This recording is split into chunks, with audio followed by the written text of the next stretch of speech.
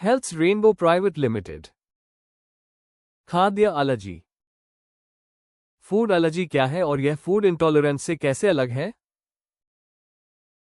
खाद्य एलर्जी ये शरीर की प्रतिरक्षा प्रणाली की एक गंभीर प्रतिक्रिया है। इसमें शरीर किसी खास भोजन को दुश्मन मान लेता है और उससे लड़ने के लिए रसायन छोड़ता है। इसके लक्षण हल्के जैसे खुजली से लेकर जानलेवा जैसे सांस लेने में दिक्कत हो सकते हैं। फूड इंटॉलरेंस खाद्य असहिष्णुता ये पाचन तंत्र से जुड़ी एक समस्या है। इसमें शरीर किसी भोजन को ठीक से पचा नहीं पाता। यह आमतौर पर कम गंभीर होती है और इसके लक्षण पेट दर्द। खाद्य एलर्जी के सामान्य लक्षण क्या हैं और वे कब दिखाई देते हैं?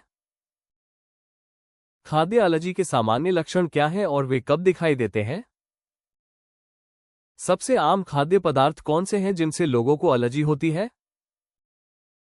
दूध, खासकर बच्चों में, अंडे, मूंगफली, मेवे जैसे बादाम, काजू, सोया, गेहूं, मछली और सी फूड। क्या खाद्य एलर्जी ठीक हो सकती है या इसका जीवन भर प्रबंधन करना पड़ता है? कुछ बच्चों में दूध या अंडे जैसी एलर्जी समय के साथ ठीक हो जाती है, लेकिन मूंगफली या मेवे जैसी एलर्जी अक्सर जीवन भर बनी रहती है और इसका प्रबंधन करना पड़ता है, यानी उस भोजन से बचना पड़ता है। बच्चों में खाद्य एलर्जी के क्या कारण हैं और क्या वे बड़े होने पर ठीक हो सकती हैं? बच्चों में एलर्जी का कारण उनका कमजोर प्रतिरक्षा तंत्र होता है, जो कुछ खाद्य पदार्थों को ठीक से पहचान नहीं पाता। हाँ, जैसा कि ऊपर बताया गया है, कुछ एलर्जी जैसे दूध, अंडा बच्चों में बड़े होने पर ठीक हो सकती है, लेकिन कुछ नहीं भी होती। एनाफिलेक्सिस क्या है और आपातकाल में मुझे क्या करना चाहिए? एनाफिलेक्सिस एक बहुत गंभीर और जानलेवा एलर्जी प्रतिक्रिया है।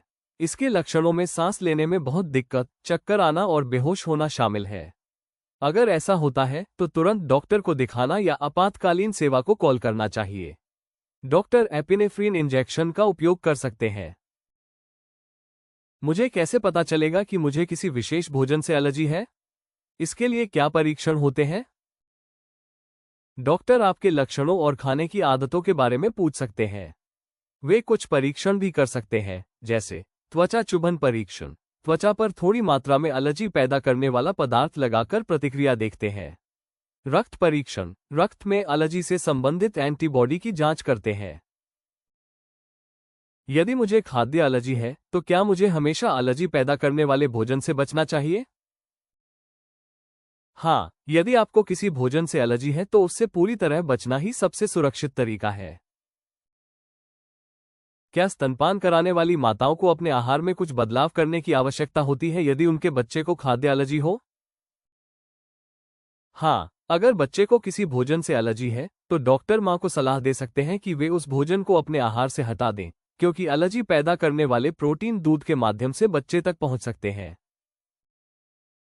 For more information, visit us on www.healthrainbow.com.